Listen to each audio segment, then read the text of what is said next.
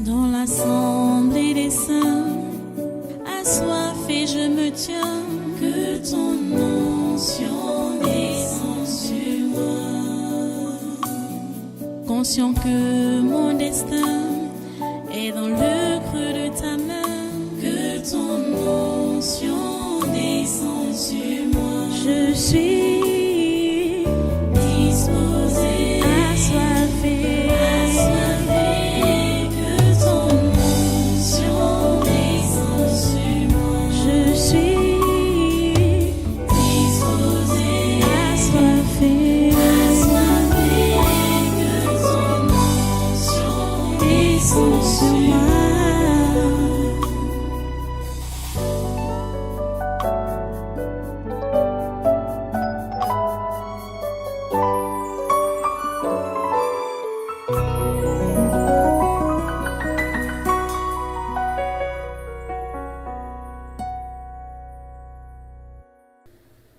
Si vous êtes conduit par l'Esprit de Dieu, et il a d'abord dit, marchez selon l'Esprit, et vous n'accomplirez pas les désirs de la chair. Vous voyez donc que, quand vous vous décidez de toujours obéir aux instructions de Dieu, qui sont donc dans sa parole, vous avez décidé de ne plus marcher selon la chair. Vous avez décidé de tuer les membres charnels. Et voici donc ces membres charnels. L'impudicité, l'impureté, la dissolution, l'idolâtrie, la magie, les inimitiés, les querelles, les jalousies, les animosités, les disputes, les divisions, les sectes, l'envie, l'ivrognerie, les excès de table et les choses semblables, ainsi de suite, etc. Vous comprenez? Il faut s'imposer cette souffrance. Vous allez mieux comprendre ça peut-être pour celle-là ou celui-là. Surtout les jeunes filles vivant étant soutenues par un sponsor, un partenaire du péché. Tu dois obéir au Seigneur en arrêtant cette mauvaise relation-là. Parce que si tu n'es pas marié, tu n'as pas droit au sexe. Et quand tu entends la bonne nouvelle du salut, comme ce que tu entends maintenant là, cela te demande d'abandonner le péché sous toutes les formes. Et te voilà, tu n'as pas d'activité, tu n'as pas de travail. Et tu sors avec les gens, c'est eux qui te sponsorisent, qui te donnent de l'argent pour louer ta chambre, pour acheter à manger, pour ton entretien. En donnant ta vie à Jésus, comprends que tu dois arrêter avec ces mauvaises relations-là. Et en arrêtant avec cette mauvaise relation-là, tu vas souffrir dans ta chair. Mais, comprends que tu vas gagner en esprit parce que tu vas te sanctifier en ne souillant plus ton corps, en ne salissant plus ton corps. Tu vas gagner.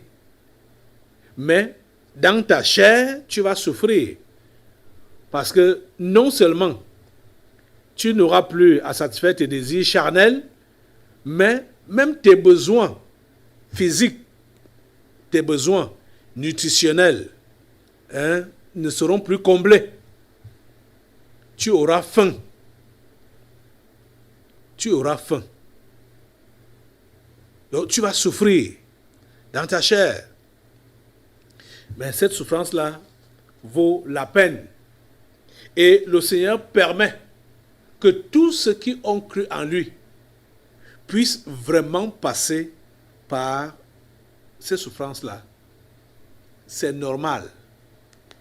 C'est normal que vous puissiez passer par là. Et le Seigneur seul sait combien de temps il permettra que vous soyez dans cette tourmente-là, dans cette souffrance-là. Tu comprends ça? Tu n'as pas besoin de te retirer de te retirer de la foi parce que comme tu as cru et tu as été obligé d'abandonner ton partenaire de péché qui te soutenait et comme tu vois que on ne te soutient pas à l'église, tu n'as pas de soutien. Tu n'as pas cru pour être soutenu. Tu as cru pour sauver ton âme. Tu as cru pour aller au ciel. Et on ne doit pas... Ça dit, il faut que vous tous qui vous engagez à donner vos vies à Jésus, à croire en Jésus, maintenant, vous devez vraiment croire ayant dans votre esprit ce que Pierre nous dit ici. C'est-à-dire étant préparé à la souffrance. Vous tous, vous devez être préparés à la souffrance. Il faut être préparé à cela. Jésus, c'est ça qu'on a lu. Et je suis en train de continuer à lire des versets qui en parlent, qui vont dans le même sens. Ainsi donc, Christ ayant souffert dans la chair, vous aussi, armez-vous de la même pensée. Armez-vous de la même pensée. Quand tu dis que tu crois en Jésus, tu dois être armé de la pensée de souffrir dans ta chair. Tu dois être armé de la pensée de souffrir dans ta chair. Tu comprends? Tu ne dois pas être armé de la pensée d'être délivré déjà, de connaître le bonheur, la belle vie. Non. Tu dois être armé de la pensée de souffrir pour Christ. Tu as compris? C'est ça que Christ a dit ici. C'est ça que ses apôtres ont relayé. Et c'est ça que je suis en train de te relayer maintenant. Jésus parlait à tous ceux-là qui étaient derrière lui. Parce qu'on dit que de grandes foules faisaient route avec Jésus. Il se retourna et leur dit, si quelqu'un vient à moi, et s'il ne hait pas son père, sa mère, sa femme, ses enfants, ses frères et ses sœurs, et même sa propre vie, il ne peut être mon disciple. Voilà, le renoncement à tout, le renoncement à soi. Et c'est ça qu'on est donc en train de voir, que si tu n'as pas donc accepté la souffrance de ton moi-là, de ton corps, de ta chair, tu ne pourras pas finir avec le péché. Tu seras tenté de toujours recommencer avec le péché. Renonce au moi. Renonce au moi. Renonce au moi. Je vous dis que c'est le moi qui nous dérange. C'est lui qui occasionne tous les péchés dans lesquels on se retrouve. Soit on veut être bien, à l'aise, soit on veut se défendre. On ne veut pas être honni. On ne veut pas qu'on se moque de nous. Ou bien on veut être bien dans notre peau. C'est le moi. Ça tourne autour du moi. Le péché. Ça tourne autour du moi. Si tu finis avec le moi, tu vas vaincre le péché. Tu comprends ça? Tu vas vaincre le péché. Si tu arrives à renoncer réellement au moi, tu auras vaincu le péché dans ta vie. Et cela n'est pas impossible. Jésus nous dit bien que c'est possible. Allons encore dans un autre texte. On a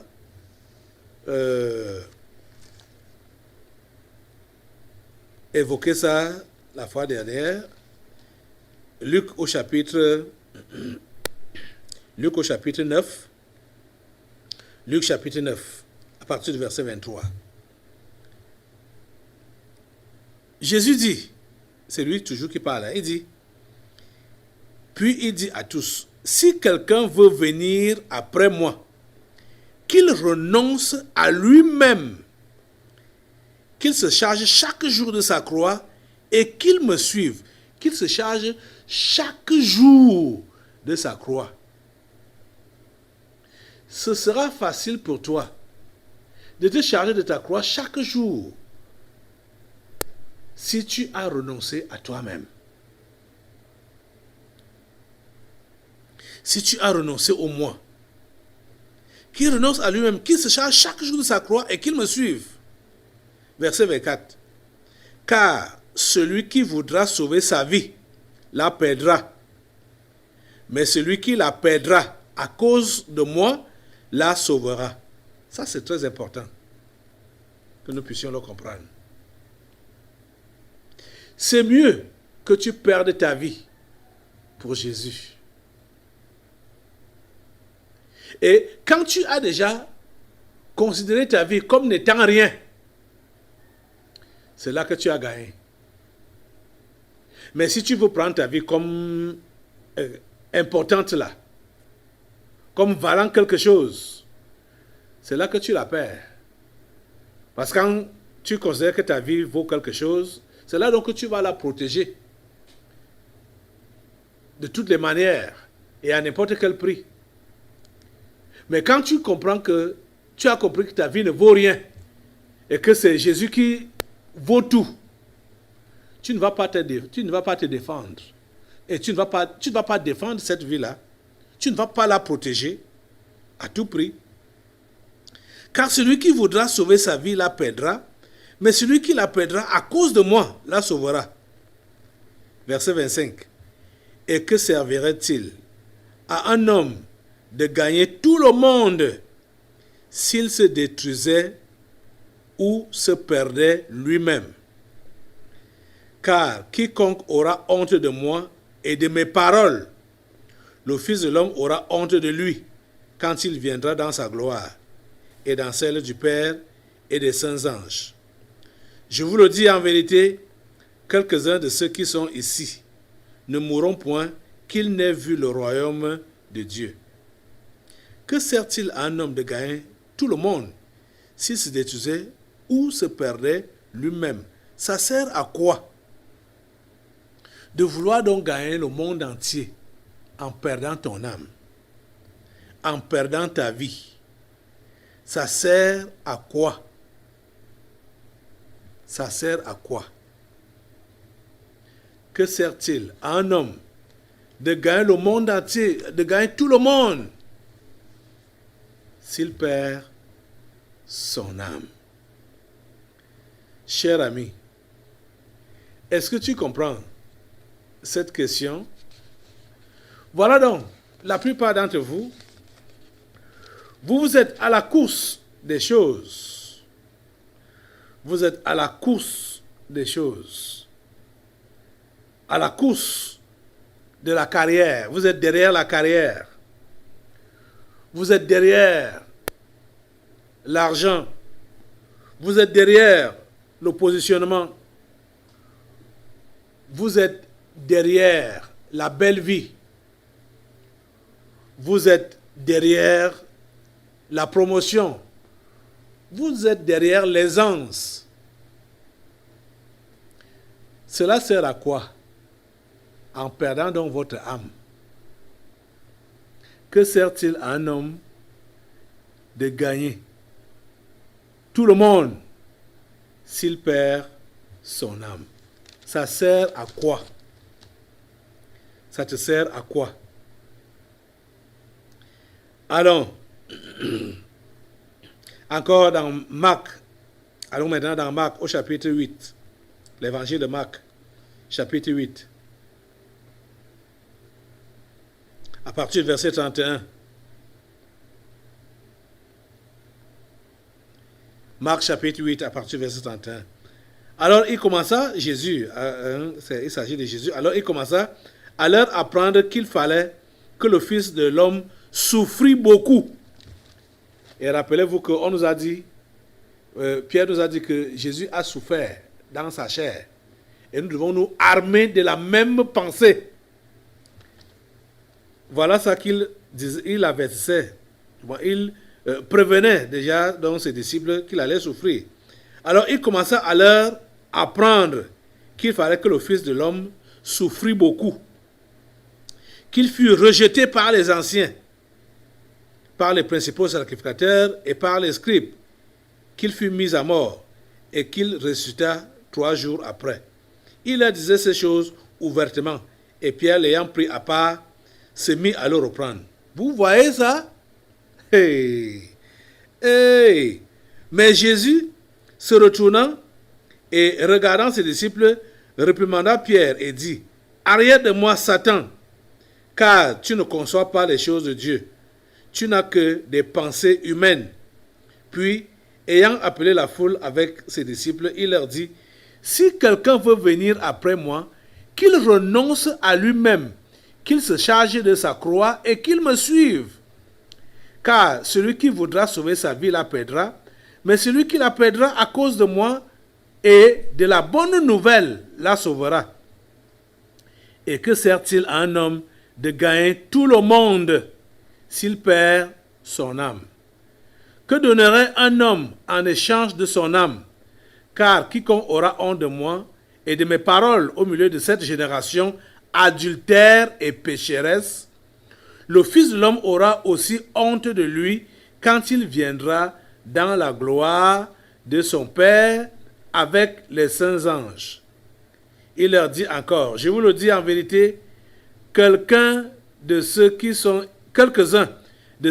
ici ne mourront point qu'ils n'aient vu le royaume de Dieu venir avec puissance. Vous comprenez?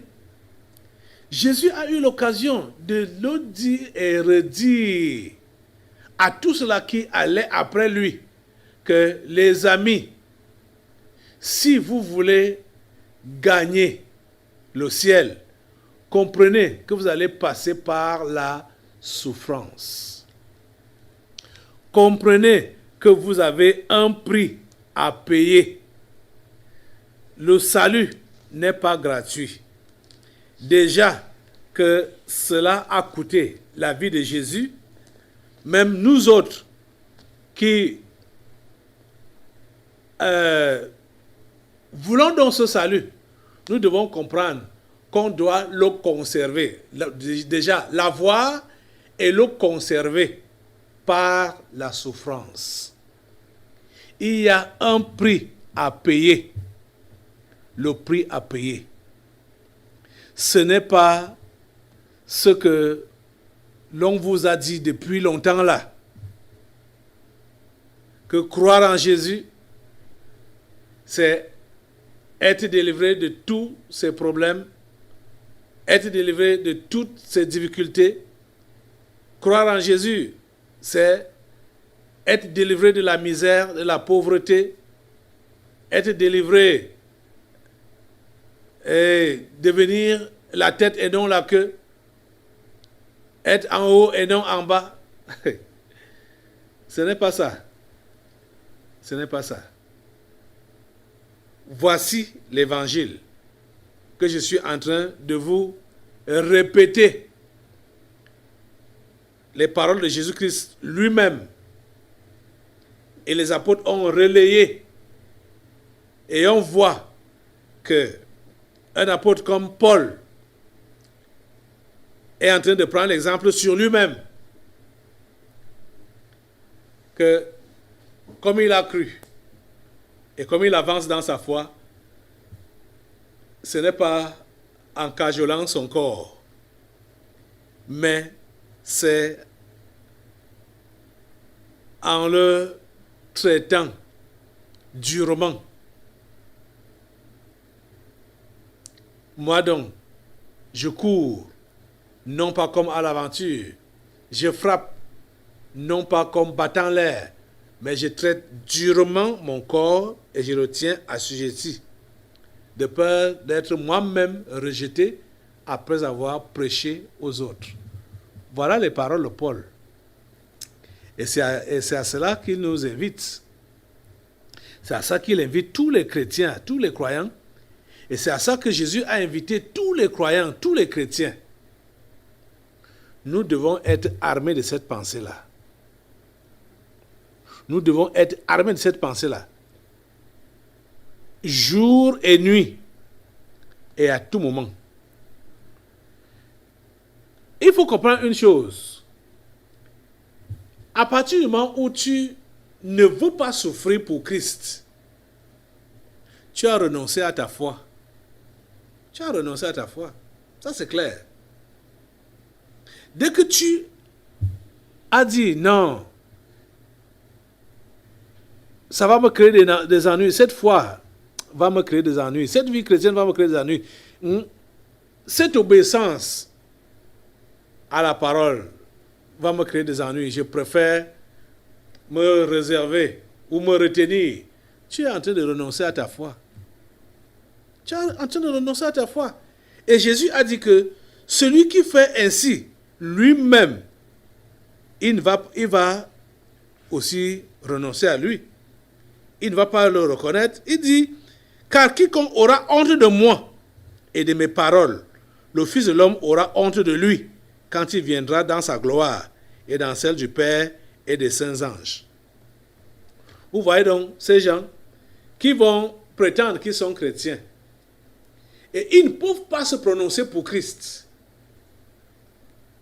Ou supposons même qu'ils avaient été chrétiens véritablement, pour commencer. Mais à cause des persécutions, ils ont préféré ne plus se prononcer pour Jésus. Ils ne se prononcent plus pour lui, mais ils continuent à aller à l'église et ils continuent à prier. Et ils croient qu'ils sont chrétiens. Alors qu'ils ont renoncé à Jésus en ne témoignant pas de lui, en ayant honte de lui. Avoir honte de Jésus, c'est renoncer à ta foi. Tu comprends, non? Tu ne dois pas avoir honte de Jésus. Donc, beaucoup vont se surprendre que ils avaient cru, ils ont rétrogradé, parce qu'ils ont renoncé à Jésus pour une raison ou une autre. Mais ils ont continué dans la religion. Ils continuent à aller à l'église. Ils continuent à dire qu'ils prient. Mais ils ne peuvent pas témoigner de Jésus. Ils ne peuvent pas se prononcer pour lui publiquement. Ceux-là vont mourir. Et ils vont aller en enfer. Ils seront surpris. Vous dites, n'est-ce pas, j'étais chrétien, n'est-ce pas, j'allais à l'église? Quel chrétien? Quelle église? Hein? Quel chrétien? Quelle église? Quand tu ne peux pas te prononcer pour Jésus publiquement, quand tu ne peux pas témoigner de lui publiquement, surtout dans cette circonstance dans laquelle nous sommes, cette génération pécheresse et adultère dans laquelle nous sommes, tu vas mettre ta langue dans la poche. Tu vas dire qu'il faut respecter les autorités et faire tout ce qu'on demande de faire. Oh mon Dieu. Tu n'es pas chrétien. Et beaucoup ont rétrogradé comme ça. Il y a des églises entières ou des communautés entières qui ont rétrogradé. Leur pasteur en tête à cause de la compromission. Ils ont renoncé à Christ. Ils ont rejeté Christ.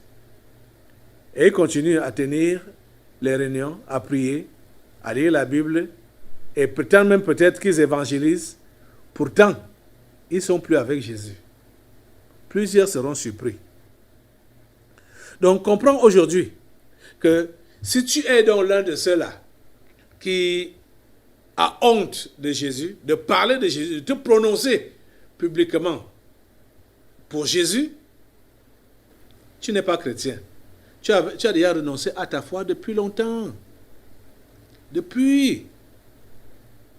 Donc, tu meurs, le Seigneur Jésus ne va pas te reconnaître. Et tu iras en enfer comme un sorcier, comme une prostituée ou comme un voleur.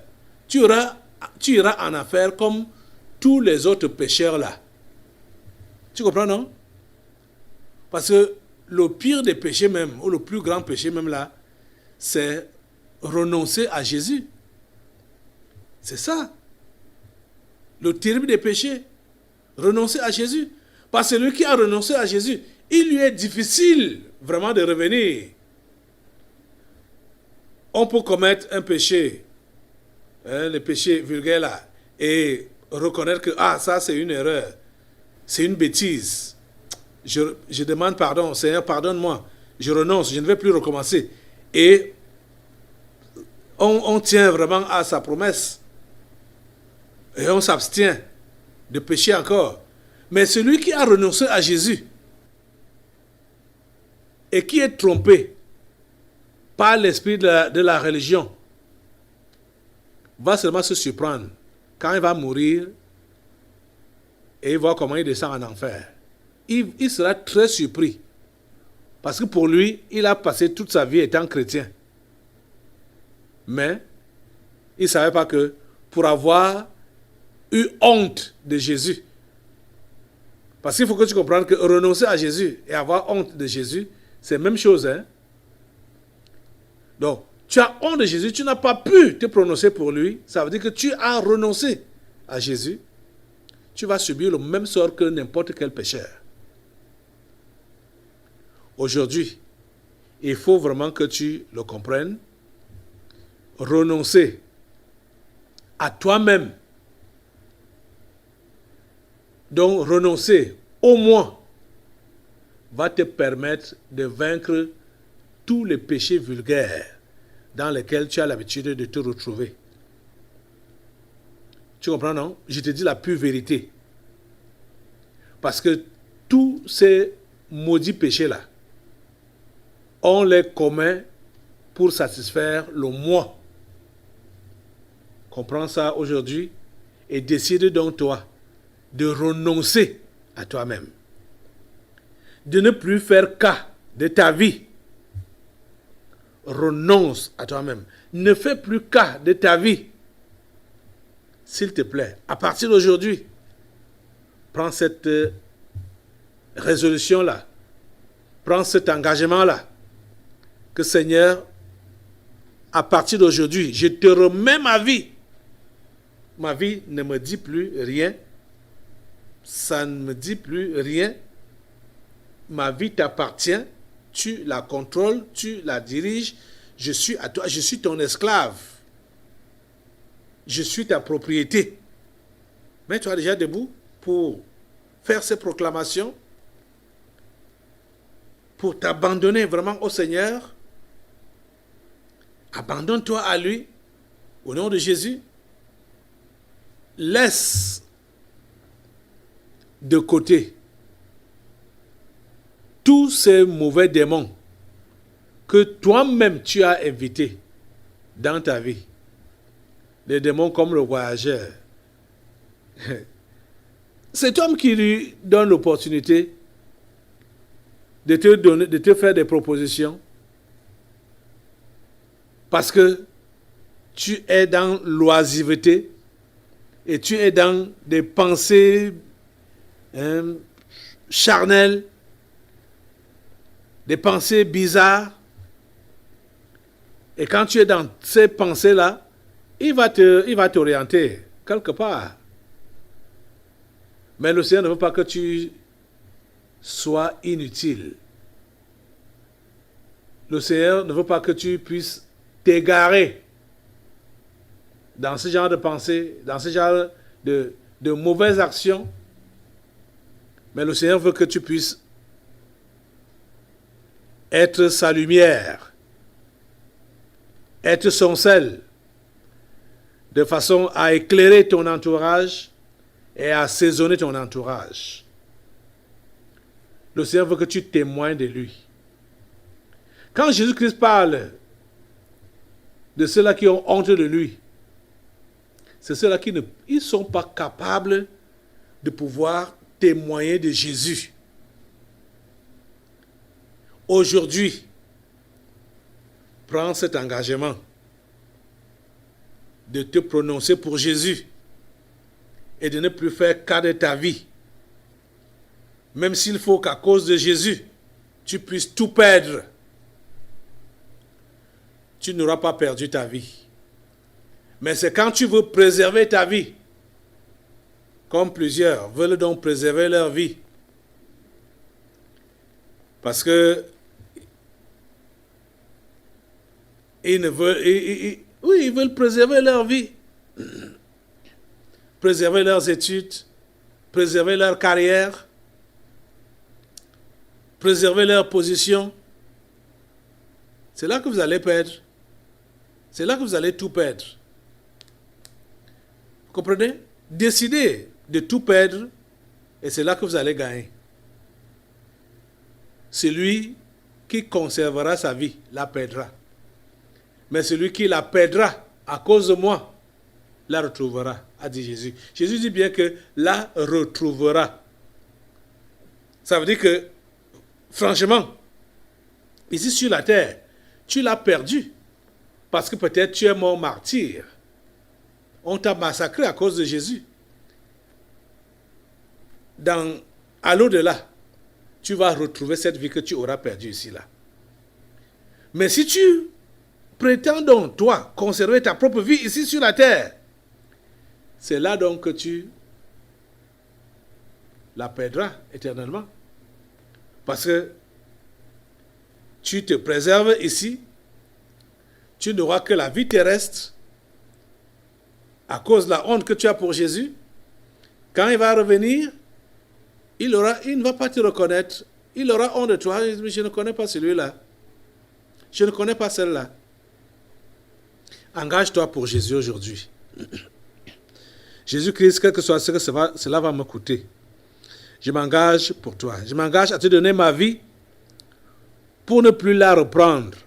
À partir d'aujourd'hui, prends-moi, Seigneur, et conduis-moi.